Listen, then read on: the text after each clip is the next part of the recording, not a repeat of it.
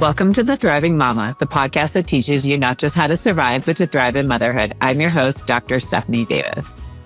So today is going to be a really special episode. I get a lot of questions from people. They come through my website, like they'll fill out the form there. People DM me on social media. I also have a private group that lives outside of social media on the platform School. And I often get questions there as well. And so today I'm going to take you through some of the more common questions that I get to lay the groundwork for what it looks like to work with me and what I do. So that's exactly what we are going to be looking at, because when people are deciding to work with a practitioner of any kind, not just functional medicine, integrative medicine, anything that's outside the norm. Obviously, there are a lot of questions that you want answered. And I do my best to be as transparent as possible throughout the whole process. There's nothing that's behind closed doors or a paywall. I will tell you what you need to know up front because I want you to make an informed decision. So that's what we're going to be going through today. The three big questions are going to be, who do I work with? What does that process look like? What does it look like to work with me? And how do you get results? So we're going to go over all of that. And I'm really excited to share that with you.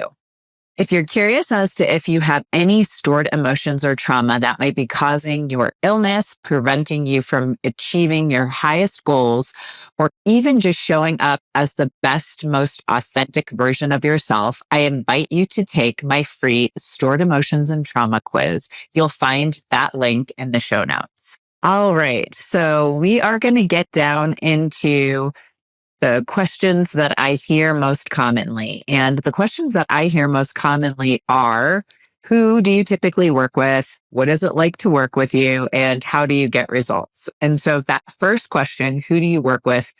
The answer to it is really, I work with everybody. But those people tend to fall into three distinct buckets. But many times they find out in the process that it's all overlapping. So it's funny. So people come to me for three different reasons.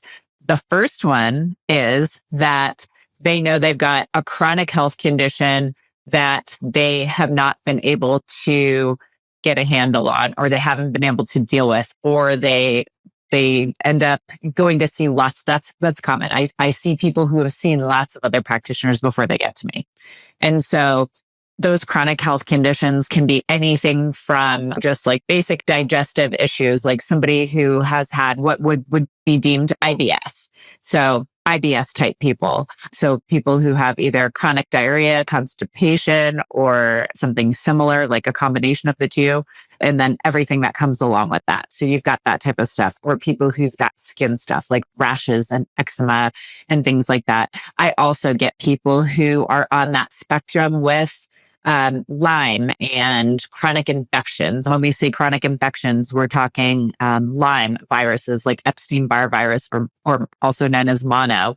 I get long COVID people in that category too. Mold and fungal issues and mycotoxins, those types of people. And then a lot of the people that I see are also autoimmune patients. The most common one that I see by far is Hashimoto's. So that's hypothyroid, autoimmune hypothyroid.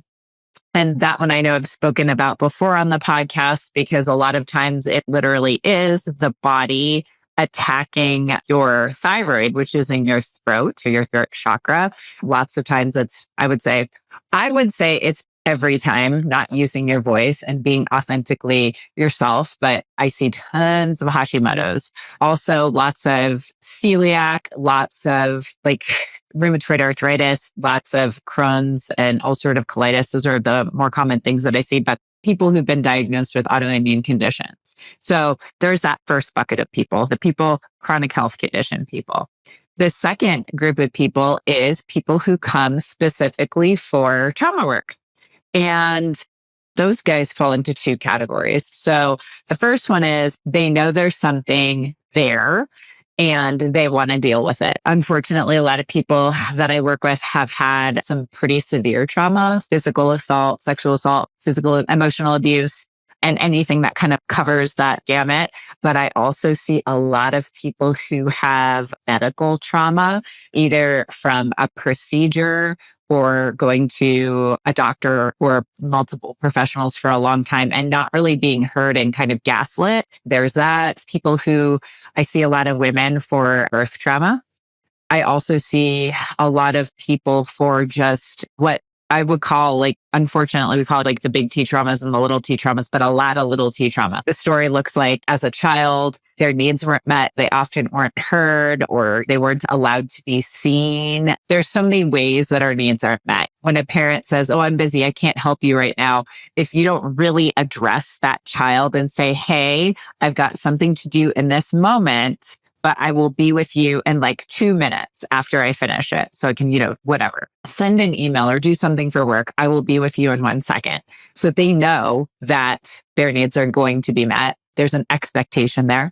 That's a big one too, that the whole lifetime build up of needs not being met, or people who have like self-confidence issues and self-worth issues, or in their life, they feel like they've hit a ceiling. So like that type of the emotional side and the trauma stuff, or they've got like emotions that they feel like they just don't know how to address or work through on their own. And they need somebody else to hold space for them and, walk them through that process.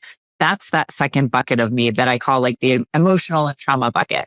The third bucket is interesting because that one has come into play more in the last couple of years, but it is business owners and entrepreneurs, specifically business owners and entrepreneurs. They wanted to get ahead of where they were in their business. So some people who feel stuck, they're either stuck financially or they're stuck with the number of clients they're working with. So you've got like that area. So you've got like the stuck business owner. You've got the business owner who realizes they've had kind of an epiphany, an aha moment where they are feeling like they've been chasing the carrot and they might have all of the clients and tons of money, but they don't feel fulfilled and happy because every time they hit a milestone or they reach a goal, they think that this is it, but it's not. Like they have a high in that moment, but then it goes away and they keep finding that they're searching. And so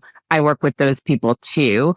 And then there are some people who know that they have the tools, they have the knowledge, and they have the plan, but they're having a difficult time getting the plan into action because they know that there's some kind of limiting belief or limiting beliefs and mindset and something that's preventing them from actually seeing through and manifesting their actual goals and what they know they can do. So those are my three categories: chronic illness people and trauma emotional people, and then business owners and entrepreneurs. And so I see all of those people. And it's funny because I also do age. There's no limit on the age ranges I work with.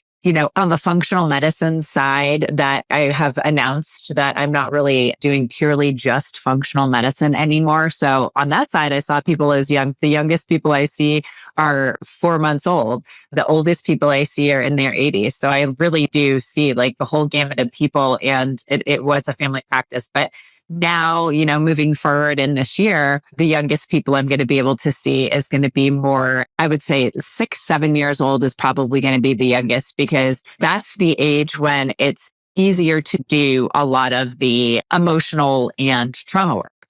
And that is a really important piece of my puzzle. And so that was something that I wanted to share. Was earlier I had touched on the fact that sometimes when, people come to me, it's like they're coming to me with their biggest pain point.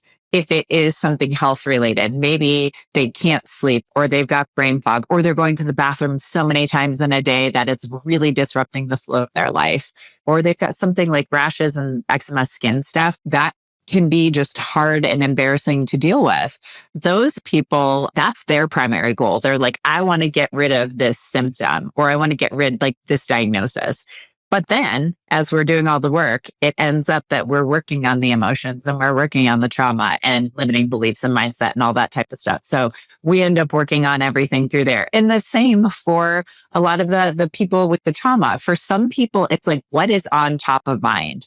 For some people, it is a trauma that they experience. That is, it's like PTSD, and it comes back and shows up in their lives on a daily basis or an almost daily basis. So they kind of keep going back to that. It's one of those things where it's like, once you realize something, you almost can't unknow it. And so they're aware, that awareness, they're like, I need to deal with this now, whether it is like a stuck emotion or something that is inside them. They just don't like the feeling, even though they don't know what it is, because the people that I work with, you don't have to know what it is. We just have to be able to go after that feeling. And so what's fascinating is those people, their physical symptoms actually go away too. So it's like they're getting the resolution of, a lot of people will be like, oh, I'm sleeping better and my skin is clear, my digestion is better, because when we're dealing with the emotions and the trauma and the beliefs and that type of stuff, we really are dealing with the actual true root cause. All of those symptoms and all the other health related diagnoses, those are just symptoms of the emotional and the traumatic. So it's interesting when people come to me for that. And similarly, for the people on the business side, they're like, oh, I've got to feel better, or I've got to get unstuck, or I've got to figure out why I'm not feeling fulfilled. So there's that piece of it too. So we've got those people who also they know when they're going into it that we're going to be looking at like emotions and trauma, but they also know that we're going to be looking at like limiting beliefs and mindset and things like that.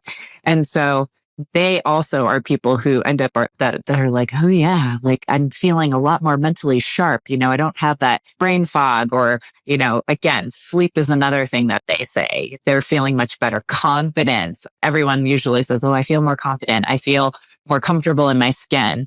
I feel like I can speak my truth. And if I don't speak my truth, it doesn't feel good, which that's a good sign. That means that inside you have changed. Your identity has changed. And that's exactly what we're doing. No matter what people come to me for, is there will be identity shifts. And so, yeah, those are the 3 buckets of people I work with. But regardless, the process ends up similar, which kind of leads us to the next question. What does it look like to work with you? And so we start off with a very long intake. It goes through your health, basically from birth. And sometimes we get into your family history from the health standpoint. I mean, we get into that, but like on a deep level, like what was your mom's pregnancy like? Was she stressed out? Were there any big issues that happened? Because that can be very, very integral to the process.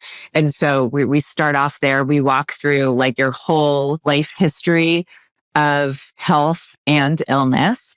But then there's also a huge component of the history where we're really diving into everything. We're driving into the emotions. We're diving into the potential traumas. Were there opportunities for your needs not to have been met when you were younger? I'm trying to think of some of the other questions. Yeah, mindset, lots on mindset, lots on limiting beliefs. What do you surround yourself with now? What do you listen to from music or podcast or anything that you would actually like listen to? What are you listening to? What are you watching? What are you consuming? Not just from a food or air or water needs standpoint, but what else are you consuming? What are the people around you? What are the 5 closest people around you? What are they saying to you? What is the information that's being fed to your conscious and subconscious on a daily basis from social media, podcasts, TV, movies, all of that? We dive into all of that because it's really, really important. And something we end up talking a lot about is perception and the lens through which you view the world. Like I need to know these things so I know where you're coming from and where I can meet you at. So that's a big piece of the puzzle. The history does take a while to fill out. And then we do 2 in the new format of how I work with people. There's 2 initial visits, whereas there used to only be 1. So that first one, we're going through the health history and finding out all of the details there. Like, what's really important and what is shaping what would happen, what's happening to you now, what informed your history up until this moment in time. So we go through that first. And depending upon what the person I'm working with, their goals are, that may be a bigger or more minor piece of the puzzle that we're working on. And then the second visit, the second historical visit that we do is the one where we go in and look at the trauma, the emotions. What are you consuming? What else what are all the things that are influencing your life? What is that lens that I was talking about? What is that lens that you view the world through? So we're going through that too.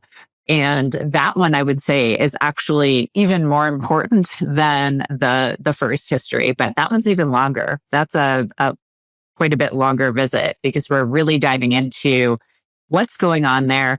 How does this form your reality, your perception, your personality? Are you identifying with labels? There's so many things that we're looking at in those visits, and that sets the stage. And then what goes on next, depending upon what the person, like what their goals are, is how we go into the next phases of the program. Really, from, I'd say, end of last year moving forward, we're really focusing a lot more on the emotions and the trauma. There are many, many people I work with. We don't even do labs anymore. We're just working on all of the foundational issues and working through the emotions and the trauma and the mindset and the beliefs and all of that type of stuff. There are some people that I work with that we do get into the health related stuff, but it's not quote unquote functional medicine or integrated medicine format that it used to be. That was where we would take your history and run all the labs and then base your plan off of your history in your labs. What is that? What was all of that in combination telling us? So now there are a lot of people where I see they're not getting enough sleep. Obviously, I'm going to tell you, you need to get some more sleep. Here's some things we can do.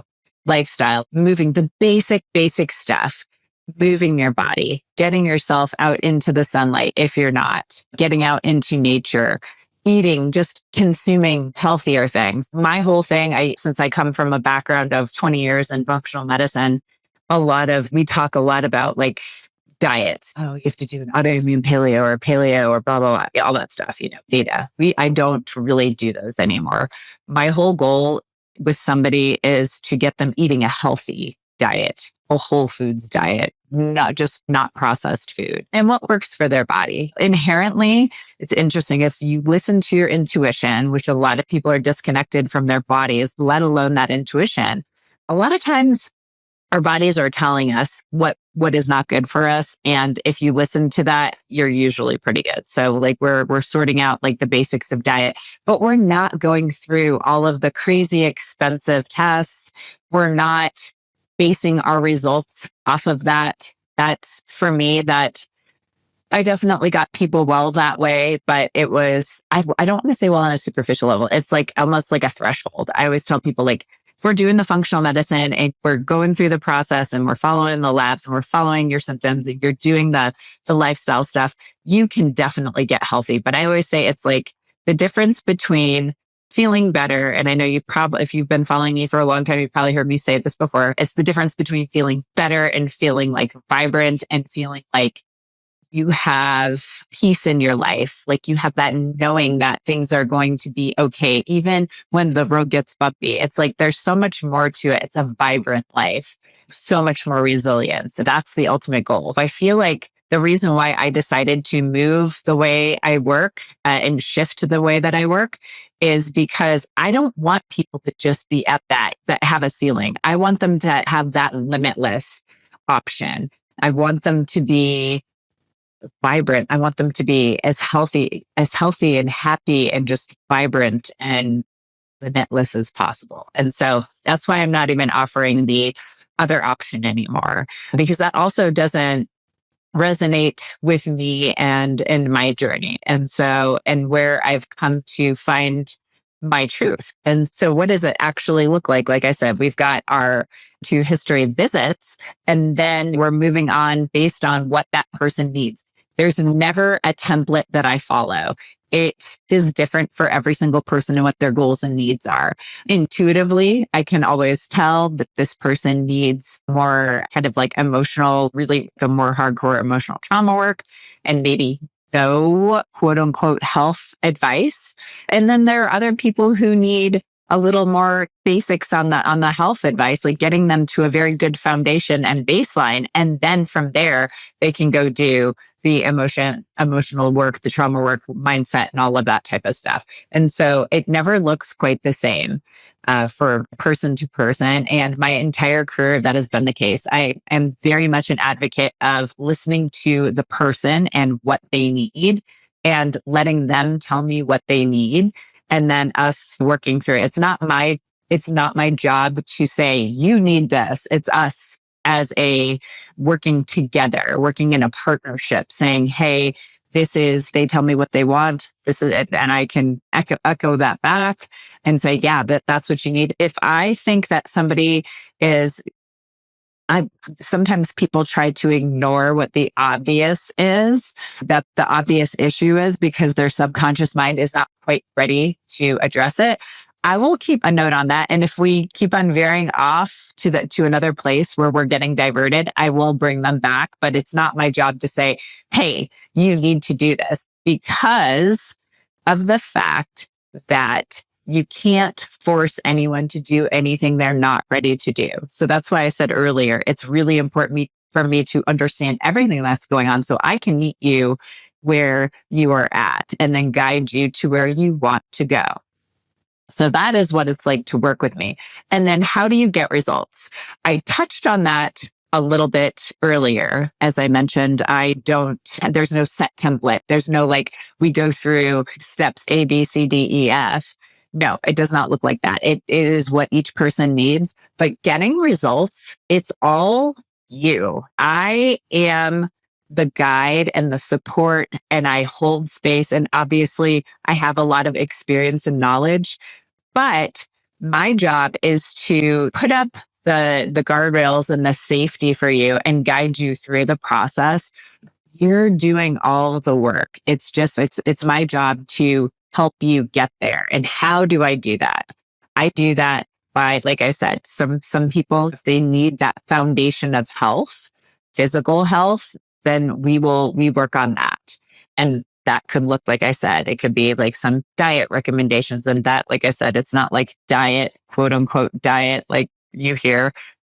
It's more just eating healthy foods, drinking clean water, breathing clean air, moving your body, connecting with people, making sure all of those basic human needs are fulfilled and you're prioritizing yourself. And sometimes there are some people who know they need to do that and are having a hard time just really prioritizing themselves and loving themselves because there's something inside that's not resonating, or they don't feel worthy enough, or they don't feel loved, or they don't feel like they deserve love or deserve any of these things. So it's hard for them to do that. In that case, then we'll flip the script and we'll start working on that type of stuff first. Some of those limiting beliefs and limiting mindsets and the trauma side of things, because most of that, I shouldn't say most of it, it's all planted in trauma, whether it's a big trauma or many little traumas. So we have all of that to work with. And the process looks different for everybody, but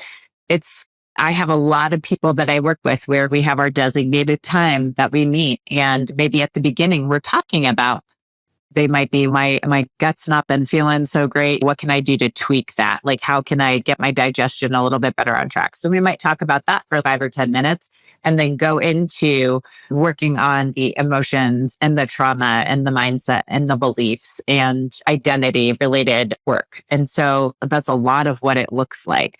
But really, it's, again, in those sessions, it's me as the guide. I'm guiding you through the work. And when we're doing the emotional and trauma work, a lot of that looks like me using a lot of the tools that I've gathered over the last, I'd say 7 to 10 years, because I've been training and literally doing like the hardcore master's degree and some of the certifications in the realm of emotions and trauma. But even before that, I had picked up some skills and tools that I also bring into the fold when we're doing this work. I know many of you might already know this, but heart math. I've got several heart math trainings, just their general and their trauma informed clinician.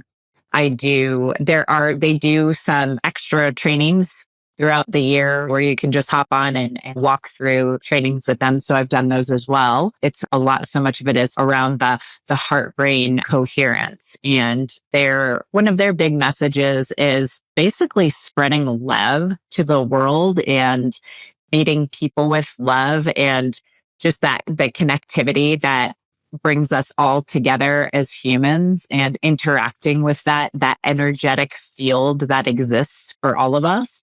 And there are more tools like in that realm that I'm not going to go into the nuance of all of it, but that's the main premise. When I use those tools, a lot of it is centering, getting your heart and your brain aligned so that you can get into that parasympathetic, healing, healthy, happy, calm state versus being in that sympathetic dominance and stressed out state. So we do that. Plus, as you've heard me probably say a million times before, it increases your neuroplasticity.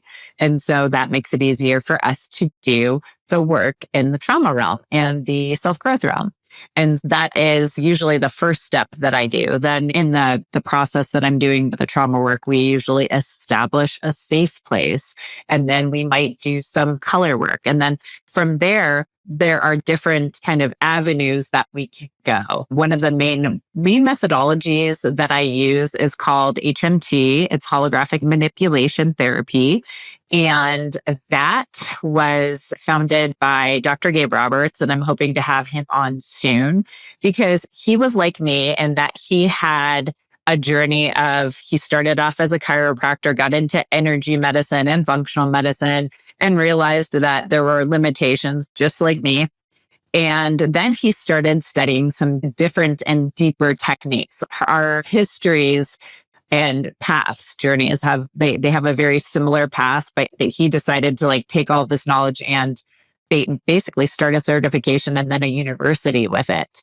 And so it's really interesting to see that. For me, it was just more about how can I better serve people? How can I get better results for people and myself and my family? And so that was the way that it ended up manifesting and looking for both of us. But he did the same thing. It was like, I know, I can't remember the exact list of things. I know he's a hypnotherapist. I think it's best. That's an energetic technique. He's like a best level 3. I think he may have done some NLP. He's done a deep dive into so many different modalities and learned them. Reiki master, I think, too. He's got a lot when I have him on, we'll check this to see if I am 100% accurate, but I think I'm accurate on most of the stuff I've mentioned about him before. But he basically took the best portions of all of those things and made it into one process. And it's cool because he keeps on developing it and evolving it. And I am still in his mastermind.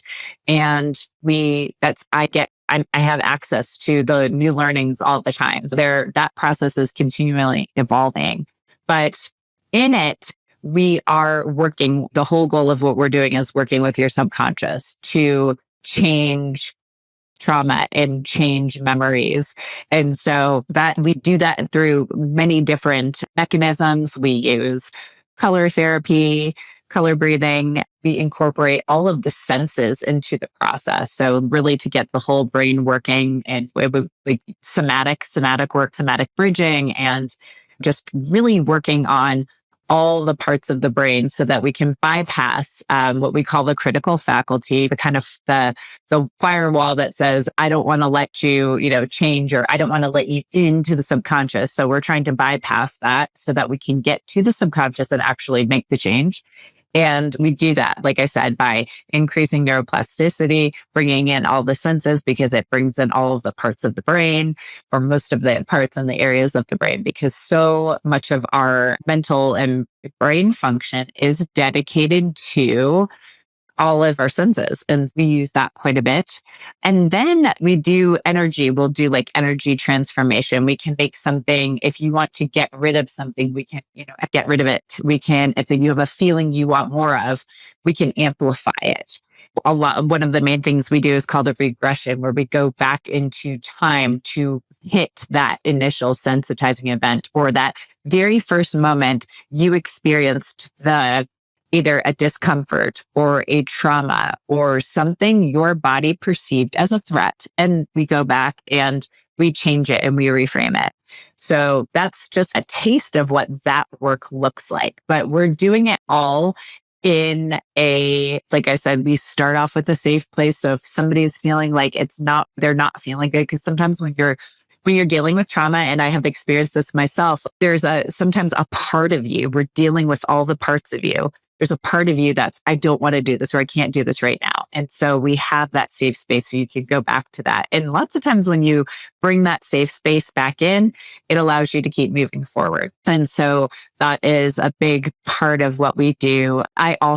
There's homework that I give people. A lot of it is reinforcing what we did in a session.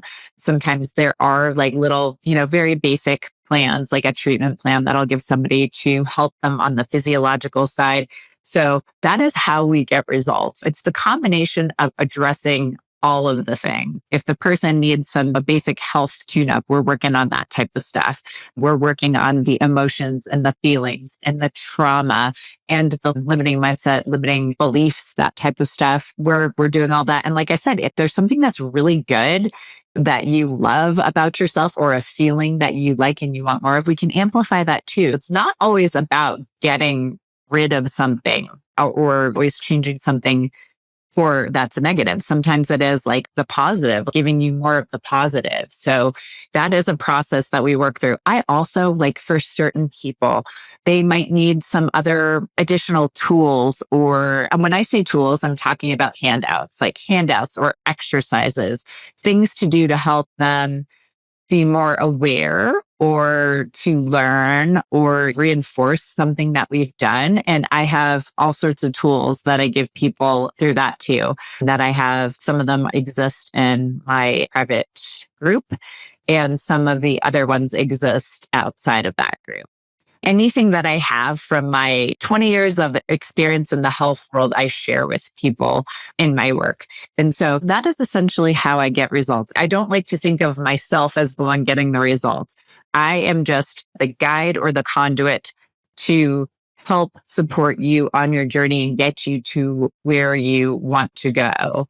And we do this in a very, like I said, it's a methodical way, but it's individualized to each person. When people come to me, and especially the people who are coming for work-related stuff, like I said, the entrepreneurs or business owners, it's really interesting to work with them, because I have been in that same exact place. I have done a business coaching with Dan Harrison and Alexander, who I had Alexander on, I think it was the second episode of the podcast. So I've worked with him, I worked with them, and a lot of the work is really interesting, because you come and their company is now the Quantum Collective, but it was Soulful Sales. So I knew when I was getting into it that there would be like a spiritual or soul aspect to it, but I didn't realize how much it was. So it was fascinating to me, because obviously they were working with us on our business and giving us frameworks, but they also were really helping us on the soul and spiritual journey side of things too. And that was actually probably more important for my progress than learning all of the marketing strategies and business systems. So that was really fascinating to me. And I think when people work with me on that side, that's something that they come to see too. It's not something that's always apparent from the get-go, but as you go through the journey, you're like, oh, wow, that limiting belief was really holding me back, or this trauma or this experience that I never fully handled, or grief. Like for me, the grief had been a big part of my journey in 2024, but it really opened my eyes to certain things and allowed me to step forward and have the confidence and authenticity to speak my truth and say, hey, this is the path that I'm going to be following. So there's that too. And when I'm working with business people, because I have experience on the business side and have gotten my own results, I will sometimes reflect back, hey, you might want to try this. And I actually did do business coaching when I was the research director for Living Matrix, when I consulted with them for almost 7 years, because I did so many different things. I obviously did the scientific side of it and I wrote medical algorithms for software, and I did all of that type of stuff. But also I worked with the practitioners who used the software. And so I was helping them with marketing, and I was helping them with their practices. I was helping them in all sorts of different ways, because at that point I had been practicing for well over a decade when I was doing that. And so I brought all of my business experience, but also just clinician experience to that too. So I worked coaching people through that type of stuff too. So for me, it's interesting to hear somebody say, in business, I'm doing X, Y, and Z. Or like a lot of times people will show up and they'll be like, I'm getting all the wrong clients. So we're diving into the why you're getting the wrong clients. What is it that you're energetically putting out for why you're getting the wrong clients, or you're not getting enough clients, or you're getting a mix of clients, but you want more of a certain type. So we can dive into that, because so much of that comes from within. It's not things that's happening on the outside world.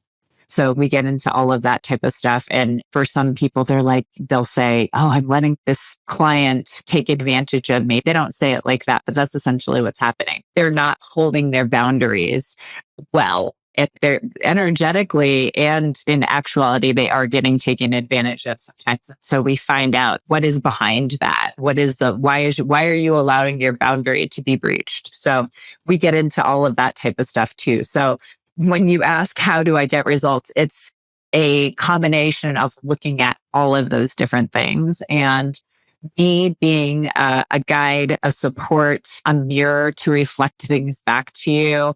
Like I said, there's no right or wrong way to do this. And like I had mentioned in my call to action, I have a quiz, that stored emotions and trauma quiz. And I encourage people to take that, because it is a really good way to check and see where you're at and where you might, if you have certain symptoms, the why behind that, or if you're not able to achieve what you want in life, or you feel stuck, or there's something wrong, but you don't know what it is. It's that first step. The first step is understanding and identifying, right? And then from there, we can keep progressing. So I would encourage you to go check that out, because it really is, it's one of my new favorite things that I've made, because it really does tell so much. It's funny because I've taken it myself. I've had other people take it. And as time goes on, that will change. And obviously things on there become less and less and less. It's really interesting. I had a friend who's done quite a bit of work on herself, and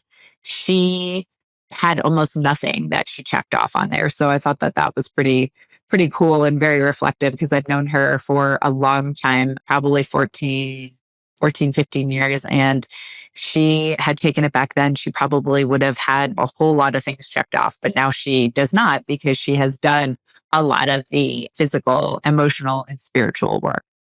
And there's the Q&A. That was the first one. And I invite you to, if you want, go ahead and check out that quiz. And I'm going to leave you with this. Start thinking about what it is. What do you really want in life? Do you want vibrant health? Do you want to be able to feel peace and calm, even when things get really muddy and ugly? And do you want to have that emotional resilience? Are these things that you really want? And if you don't have them yet, how can you start to get them?